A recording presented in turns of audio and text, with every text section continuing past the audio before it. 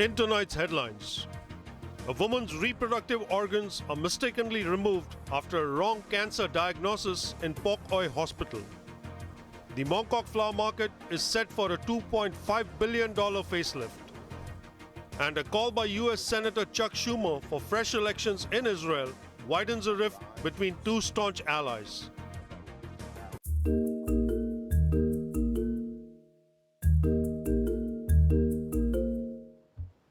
A 59-year-old patient at Pok Oi Hospital had her reproductive organs mistakenly removed after doctors falsely diagnosed her with cancer in her uterus.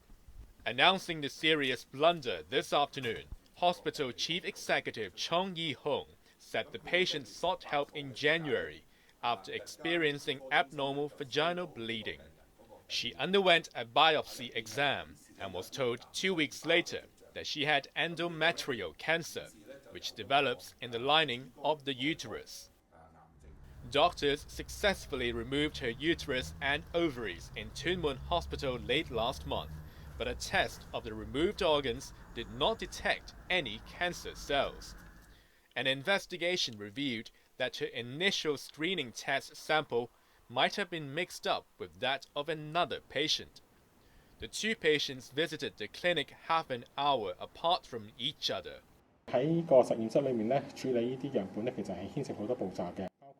Max Siu-ming, head of the clinical pathology department which conducted the sample analysis, said the surveillance footage suggested the samples may have been mixed up in the laboratory. But he refused to confirm if human error was to blame.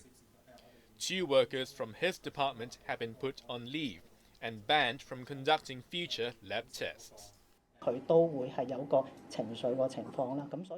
Leung Ho Kei, head of obstetrics and gynecology at the hospital, said they have apologized to the patient and her family.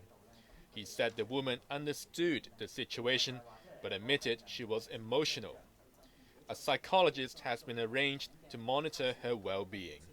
Ray Min-yen, Cable News.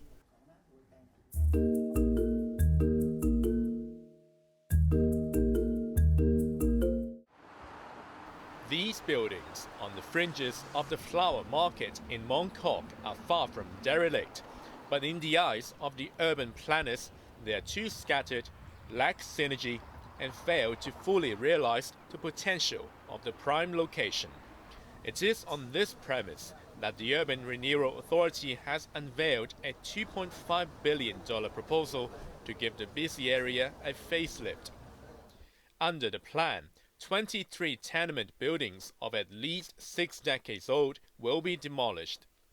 The largest lot sits at the junction of Prince Edward Road West and Sai Yi Street. Around 20 florists will be evicted, making up 1/6 of all outlets at the popular market.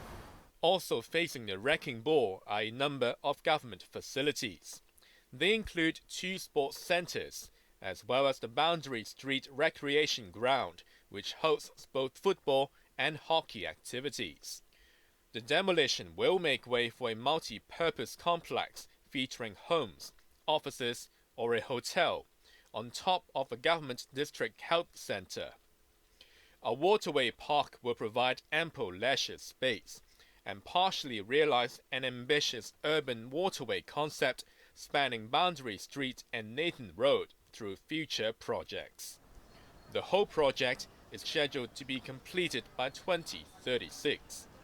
Surveyors went to the area today to find out how many households are affected. Residents and property owners will be briefed about acquisition and compensation arrangements next week. Ray Min-yen, Cable News.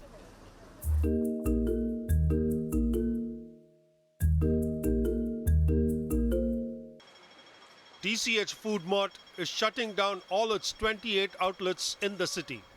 Parent company Da Chung Hong said the decision to close shop after nearly 4 decades in business was made following careful consideration. But it will continue its sourcing, distribution, and processing operations. More than 100 employees who will be laid off were told that the company faced uncertain external factors and operational challenges. A membership scheme and discount coupons will become invalid at the end of the month.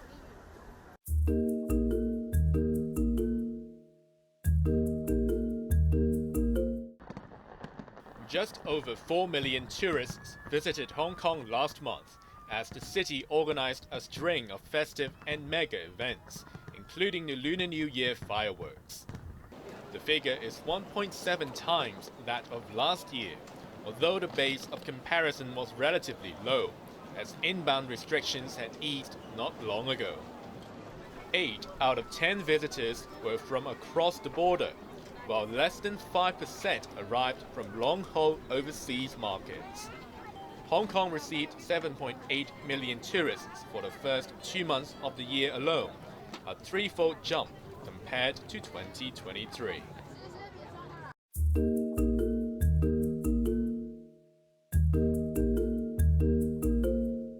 The tense relationship between staunch allies, the United States and Israel, has been shaken further with the surprise call by US Senate Majority Leader Chuck Schumer for fresh elections in Israel. Schumer is the highest-ranking Jewish official in the US. He criticized Israeli Prime Minister Benjamin Netanyahu over his handling of the Gaza crisis. Prime Minister Netanyahu has lost his way by allowing his political survival to take the precedence over the best interests of Israel.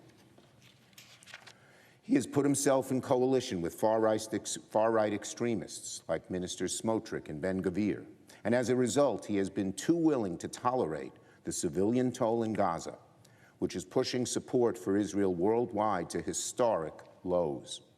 Israel cannot survive if it becomes a pariah. The direct attack on Netanyahu stunned Israel. The ruling Likud party said Israelis support the Prime Minister and his determination to defeat Hamas. In the US Senate, Minority Leader Republican Mitch McConnell described Schumer's remarks as grotesque and unprecedented, adding that only Israelis should choose their government.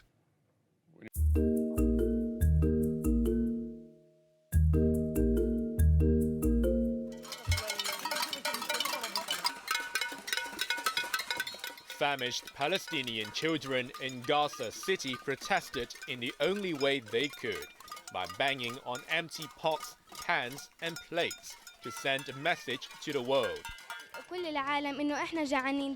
We want our most basic human rights of survival, said Nada Madouk. We want food, we want the barest essentials of life, so that we can survive. Some countries organized airdrops to counter Israeli restrictions on food convoys, but the supplies are not enough and on occasion miss their targets, bringing additional danger to the Palestinians. There's a tiny ray of hope on the horizon as a ship operated by charity groups approaches Gaza. But the 200 tons of supplies it is bringing is a drop in the ocean for the over 2 million Palestinians. Hunger has been blamed for at least 30 deaths in besieged Gaza. The United Nations agency that looks after Palestinian refugees urged Western countries to restore funding to help avert a famine. Some, led by the United States, decided to stop financing UNRWA after Israel claimed that a few employees of the UN agency took part in the October attack. The impact will be very, very big and probably devastating in many cases if UNRWA does not get the funding that will enable the agency to continue to provide services to Palestine refugees. Our top priority is that there is no interruption to our humanitarian response in Gaza, because the lives of 2 million people rely on UNRWA as a lifeline. Israel's military assault on Gaza, meanwhile, claimed more lives. Among the targets overnight was a residential building in the southern city of Rafah. A number of people were killed or wounded. Over 31,000 Palestinians have perished since Israel attacked Gaza in response to a Hamas raid in October.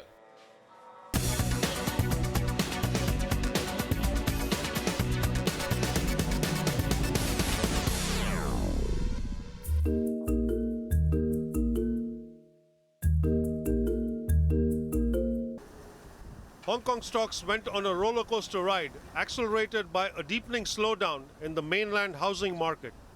The Hang Seng Index lost more than 400 points around lunch before making a gradual recovery to close 1.4% lower. Mainland developer China Vanke dropped 4.7% after sales last month plunged 53% from a year earlier. Wuxi Biologics continued sliding after a US Senate committee approved a bill last week to restrict business with Chinese biotech firms. The pharmaceutical firm slumped 10.2%, while affiliate Wuxi Aptech tumbled 8.8%. Meituan declined 3.8% after investment group CLSA predicted a 5% drop in the delivery platform's first quarter revenue.